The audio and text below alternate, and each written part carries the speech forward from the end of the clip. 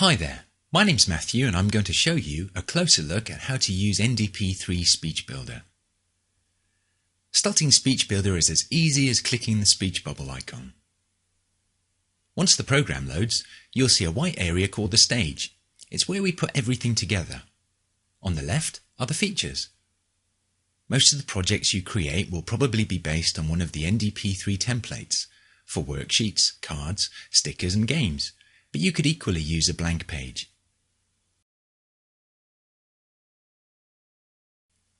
To add a template, click the Choose Template button. Then just scan up and down the list. Use the arrows and the slide bar. To see just the templates of a certain type, click one of the Show buttons at the top of the window. And then, to see everything again, click the All button. Once you've chosen a template, click on it to highlight it. Then, click the Use Selected button. If you want to use a different template, just repeat the process. Each new template will replace the one already on the stage, and any images on the stage will remain in place. To remove the template but keep the images on the stage, click on Choose Template and select a blank template. Or, to clear everything, click the New Project button. At this point, you'll be prompted to save any unsaved changes in the current project.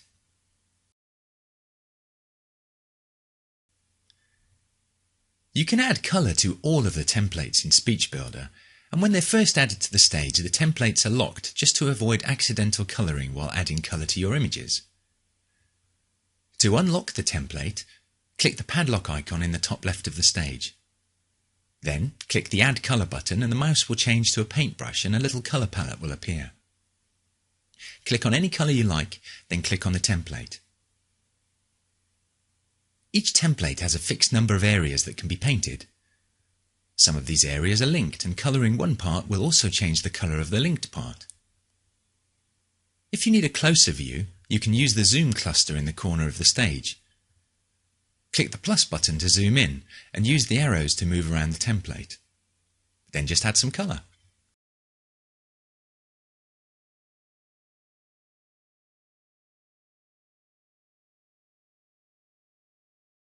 And when you're done, click the centre of the cluster to reset the template back to its normal size.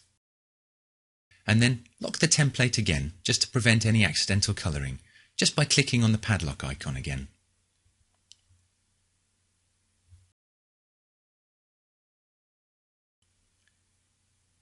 Speech Builder includes over 750 images, so we've made it easy for you to find just the right picture quickly and easily. You can show images by group, NDP3 images, Jolly Phonics, your own images and so on. You can also show just words of a certain type, vowel, consonant, CVC, multisyllabic, etc. And you can search right down to the letter sound and phonetic level. Now, to use this powerful search, first choose whether you want to search for pictures, letter sounds or phonetics. Choose whether your search should start with or contain what you're looking for. Type the characters you want to search for in the search box. To search for phonetic symbols, click on the phonetics icon and click the symbols that you wish to add. And then finally, just click the search button and the images that match your search will be presented to you. If you want to use an image, click on it to highlight it, then click Use Selected. To clear the search and show all images, delete any text that you've put in the search box and click the search button. Make sure you've chosen to show all image groups and types.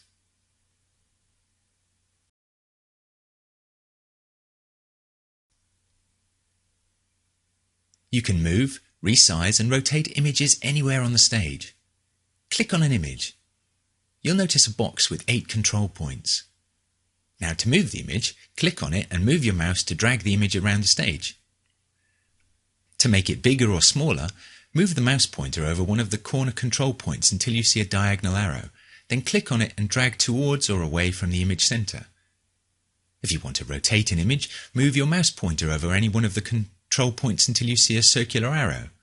Click on it and move your mouse to rotate the image around its center. If you want to distort an image, then move your mouse over to one of the side control points until you see a horizontal or vertical arrow. Then just click and drag until the distortion is complete. To delete an image, click on it to highlight it, then just press your computer's delete key. Now, if you're using a laptop without a delete key, you may need to hold the Function or Shift key and press backspace to delete the images.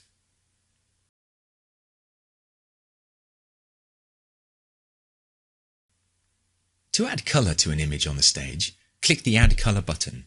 The mouse will change to a paintbrush and a colour palette will appear. Then click on a colour and click on the part of the image that you'd like to paint. You don't need to brush, just one click applies the colour to that area. Each image has a fixed number of areas that can be painted. Now, some of these areas are linked, so colouring one part of the image will change the colour of the linked part. This makes it easy and quick for you to colour the images how you like. There's no undo button, so if you change your mind or use the wrong colour, just paint that area again with a different colour. You can move the palette around the stage by clicking on its blue border and dragging it. Then, when you finish painting, click the Done button.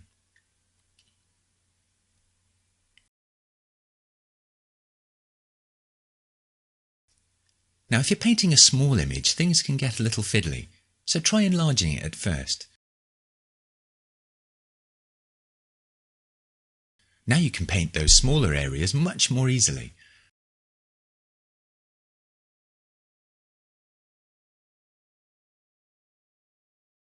And when you're happy with it, just reduce it back to the required size.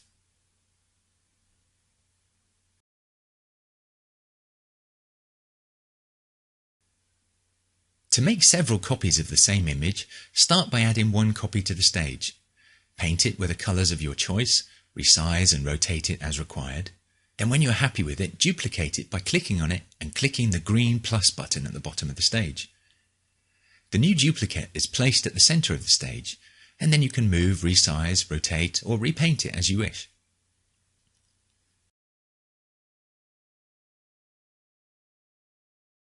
You can add text anywhere on the stage, from single characters to whole paragraphs, including phonetic symbols. Just click the Add Text button. You can move the Edit Text window by clicking on its blue border and dragging it around. Click within the white box and just type the text you need. Choose a font by clicking the orange plus button. You can choose styles from semi-script, sans serif, serif and phonetics. Add phonetic characters by choosing phonetics from the font selector. Then click on the characters to add them to the text box. Click Done to close the palette. You can change the text alignment and choose bold or italic characters by clicking the formatting icons. You can change the size of the text easily by clicking and dragging the green button on the text slide bar. And you can also change the colour by clicking the colour palette icon and clicking on the colour of your choice. And finally, you can distort the text by clicking and dragging the side control points just to stretch or squeeze the text horizontally and vertically as you want. Then when you've finished editing the text, click Done. To move the text around the stage, click on it and drag it. Don't worry if the edges of the text box go outside of the stage. As long as the text itself remains within the stage, everything will be fine.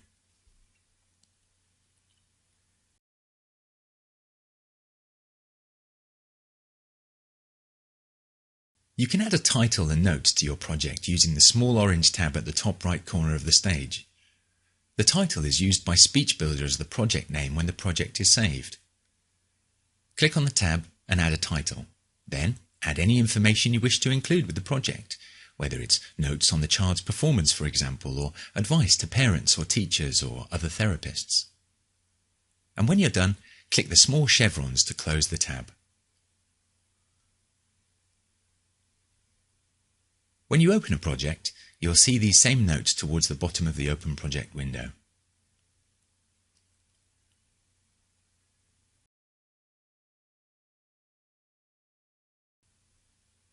You can print Speech Builder worksheets, cards and stickers on any inkjet and laser printer just by clicking the Print Project button.